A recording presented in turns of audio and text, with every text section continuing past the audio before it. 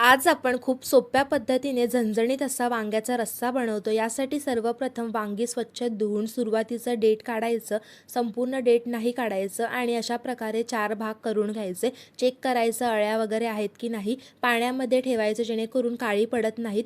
यानंतर वाटण बनवतोय, वाटण्यासाठी एका भांड्यामध्ये शेंगदाणे साल तडकेपर्यंत परतायचे। थंड होण्यासाठी प्लेटमध्ये काढायचे, अर्ध्यांचं साल काढायचं, अर्धे साल न काढता मिक्सरला वाटून घ्यायचे। खोबरं आणि कांदा देखील अशाच प्रकारे परतून घ्यायचा आहे। यानंतर काही खडे मसाले परतायचे। एका कोरड्या मिक्सरच्या भांड्यात हे संपूर्ण साहित्य घालायचं आणि धणे पावडर, थोडं पाणी घालून वाटून वाटण तयार करायचं आहे। भाजी बनवण्यासाठी आलं लसणाची पेस्ट तेलामध्ये परतायची, टोमॅटो परतायचा, घरगुती काळा मसाला घालायचा आणि तयार केलेलं वाटण, चवीनुसार मीठ आणि कापलेली वांगी घालून चांगलं परतून घ्यायचं। वांगी वाफेवरती शिजवून घ्यायची, गरम पाणी घालायचं, जितका रस्सा करायचा आहे तेवढा ॲड करा। यानंतर यामध्ये दाण्याचं कूट घालायचे, बारीक चिरलेली कोथिंबीर, वांग्याची रस्सा भाजी तयार झाली।